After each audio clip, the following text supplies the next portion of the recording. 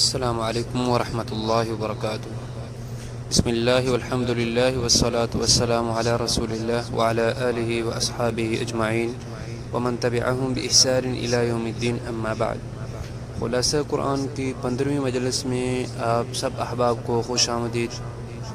آج ہمارا 15واں پارہ ہے اللہ تعالیٰ کے فضل و کرم سے، اور اس پارے میں سورہ بنی اسرائیل ہے جس کو الاسراء بھی کہتے ہیں، اور سورۃ الکہف کا پہلا حصہ ہے۔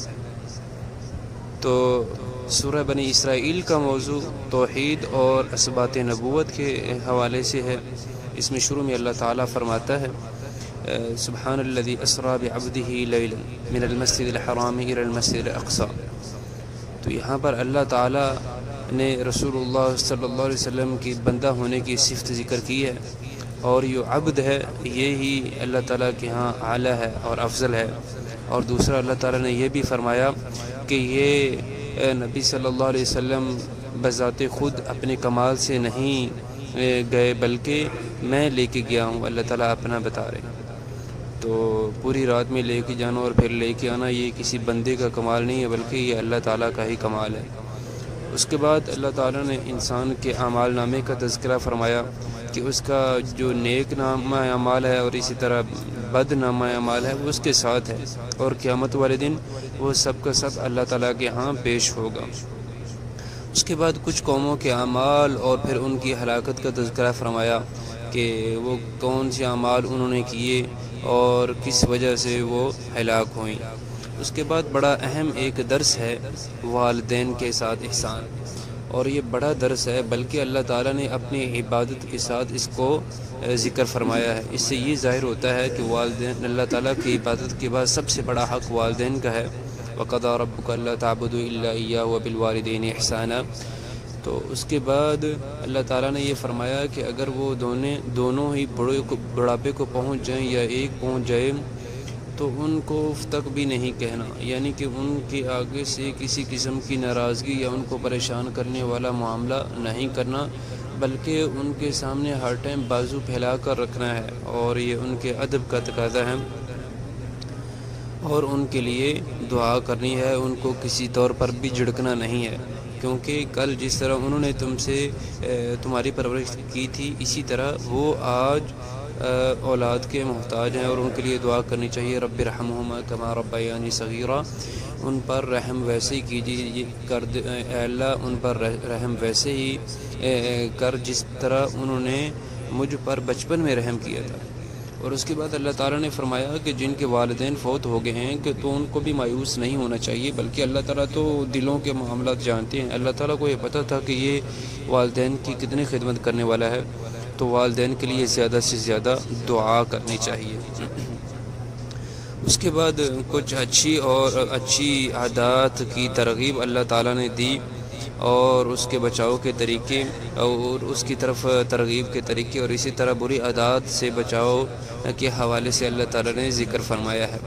اس کے بعد کچھ احکامات ہیں وہ ذکر فرمائے ہیں، ان میں سب سے پہلے اولاد کو قتل کرنا، اور یہ بھی فرمایا کہ زنا کے قریب بھی نہیں جانا، کیونکہ انسان جب کسی چیز کے پاس جانا شروع کر دیتا ہے تو وہ اس میں ملوث ہو جاتا ہے، تو اسی لیے اللہ تعالیٰ نے زنا کے قریب جانے کا بھی منع فرمایا۔ اولاد کو قتل کرنا جس طرح کا یہ اسقاط حمل ہے کہ پریگننسی کے شروع میں یا درمیان میں اولاد کو ختم کروا دینا، تو یہ اللہ تعالیٰ کے حکم کی بغاوت ہے۔ اللہ تعالیٰ فرماتا ہے کہ ہم جس طرح تمہیں رزق دے رہے ہیں، تم بھی تو میرا رزق کھاتے ہو، ویسے ہی میں ان کو رزق دوں گا۔ ہر بچہ جو پیدا ہوتا ہے تو اس کو اللہ تعالیٰ اگر ایک منہ کھانے کو عطا کرتا ہے تو 2 ہاتھ کمانے کو بھی عطا کرتا ہے۔ تو یہ ہمیں فکر کرنی چاہیے، غور کرنی چاہیے ان باتوں پر۔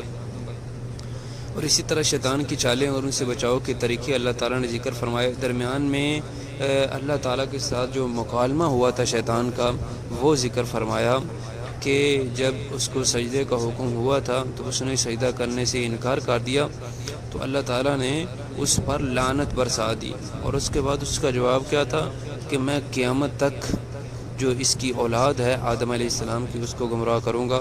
تو اللہ تعالیٰ نے فرمایا کہ تو ملعون ہے، اور جو تمہاری پیروی کرے گا وہ بھی ملعون ہوگا، اس پر بھی لعنت ہوگی اور اس کا ٹھکانہ دوزخ ہے۔ اس کے بعد اللہ تعالیٰ کی طرف سے اعلان کہ ہم نے بنی آدم کو بڑی تکریم اور عزت بخشی اور بحری اور بری سفر عطا فرمائے اور کھانے کو رزق عطا فرمایا اور پوری مخلوق پر بنی آدم کو یعنی انسان کو فضیلت عطا کی۔ رسول اللہ صلی اللہ علیہ وسلم کو نماز کا حکم، تہجد کے حوالے سے، قرآن مجید کی تلاوت کے حوالے سے حکم اور اس سے مراد پوری امت۔ اس کے بعد قرآن مجید کا تذکرہ کہ یہ شفا ہونے کے ساتھ ساتھ رحمت بھی ہے، اور اسی طرح شروع میں ہم نے پڑھا تھا کہ یہ قرآن مجید ہدایت ہے جو کہ قرآن مجید کا سب سے بڑا مقصد ہے۔ اس کے بعد روح کے سوال اور روح کے بارے میں اللہ تعالیٰ نے یہ فرمایا کہ یہ جو لوگ ہیں تم سے روح کے بارے میں سوال کرتے ہیں تو ان کو بتا دو کہ یہ میرا امر ہے اور اس کے بارے میں بہت کم علم دیا گیا ہے، تو جتنا علم دیا گیا ہے اس پر ہی ہمیں یقین کرنا چاہیے، اپنے پاس سے کوئی بھی علم اس کے بارے میں روح کے بارے میں بات نہیں کرنی چاہیے۔ تو اس طرح یہ سورۃ بنی اسرائیل ختم ہو جاتی ہے۔ اگلی جو سورت ہے وہ سورۃ الکہف ہے، تو یہ بڑی پیاری سورت ہے۔ رسول اللہ صلی اللہ علیہ وسلم نے خاص طور پر جمعہ کو پڑھنے کا حکم دیا اور یہ بھی فرمایا کہ جو کوئی آدمی سورۃ الکہف کی 10 آیات حفظ کر لے وہ دجال کے فتنے سے محفوظ رہے گا، پہلی 10 جو آیتیں ہیں۔ تو انسان کو اس کو پڑھنا بھی چاہیے اور خاص طور پر جو پہلی آیتیں ہیں 10 آیتیں ان کو دہرانا چاہیے، زیادہ سے زیادہ پڑھنا چاہیے۔ اس صورت میں 4 قصے ہیں۔ پہلا قصہ اصحاب کہف کا، اور دوسرا قصہ جو 2 باغ والے تھے ان کا، اور تیسرا قصہ موسیٰ علیہ السلام اور خضر علیہ السلام کا، اور چوتھا قصہ جو ذوالقرنین کا۔ تو وہ قصہ ہم انشاءاللہ اگلے پارے میں ہم اس کا تذکرہ کریں گے انشاءاللہ، لیکن اس میں ہم مین جو ہدایات ہیں قصوں کی وہ ہم ذکر کر دیتے ہیں۔ پہلا قصہ ان لوگوں کے بارے میں ہے کہ جو ایمانی طور پر ایمان تو لے آئے ہیں لیکن وہ کمزور ہیں، یعنی ان کے پاس کوئی طاقت نہیں ہے۔ تو اللہ تعالیٰ نے وہ پورا قصہ بیان کر کے یہ فرمایا کہ تم لوگوں نے جب کمزور ہوں زمین پر اور معاملہ تمہارا ظلم والا ہو، تم پر ظلم ہونے کا خدشہ ہو، تو تم نے کس طرح معاملہ کرنا ہے، تو صبر کس طرح کرنا ہے، یہ پورا قصہ ہمیں یہ بتاتا ہے۔ رسول اللہ صلی اللہ علیہ وسلم دعوت پر حد درجہ حریص تھے، تو اللہ تعالیٰ نے حکم دیا کہ اس طرح ہی کرو گے تو اپنے آپ کو ہلاک کر دو گے۔ اور مومن کی تو یہی دعا ہوتی ہے کہ ربنا آتینا من لدنک رحمتا وہیئ لنا من امرنا رشدا، کہ اللہ مجھے اپنی طرف سے رحمت کر اور میرے سارے معاملات آسان کر دے، جو کہ اصحاب کہف کی دعا تھی۔ اور اس کے بعد اس پورا قصہ بیان کرنے کے بعد اللہ تعالیٰ نے صحابہ کرام کے ساتھ رہنے کا حکم دیا اللہ کے نبی صلی اللہ علیہ وسلم کو، اور ان کے ساتھ ہی صبر کرنے کا حکم دیا کہ بے شک وہ کمزور لوگ ہیں لیکن طاقت بھی ان کے پاس ہے اور ایمان کی جو زیادتی ہے وہ بھی ان کے پاس ہے۔ اس کے بعد باغ والوں کا قصہ اللہ تعالیٰ نے ذکر فرمایا کہ نعمتوں پر اترانا اور تکبر کرنا اللہ تعالیٰ کو کسی لحاظ سے بھی پسند نہیں۔ اور اس قصے میں جو واضح سبق ہے وہ یہ ہے کہ انسان کے پاس اگر مال آ جائے تو مال کا خرچ کس طرح کرنا ہے یہ طریقہ کار بتایا گیا ہے۔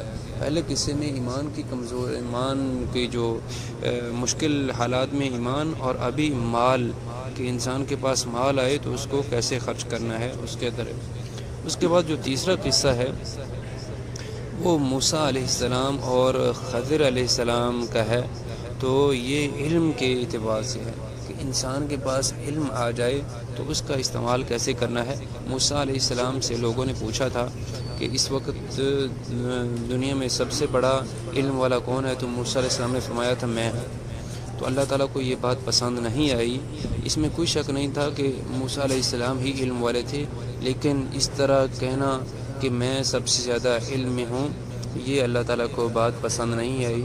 دوسری جگہ پر اللہ تعالیٰ نے فرمایا وَفَوْقَ كُلِّ ذِي عِلْمٍ عَلِيمٍ، ہر اہل علم سے اوپر ایک علم والا ہے۔ تو اللہ تعالیٰ نے خضر علیہ السلام سے موسیٰ علیہ السلام کو ملایا اور ان کو اپنے علم کی جو حقیقت تھی وہ ظاہر کی۔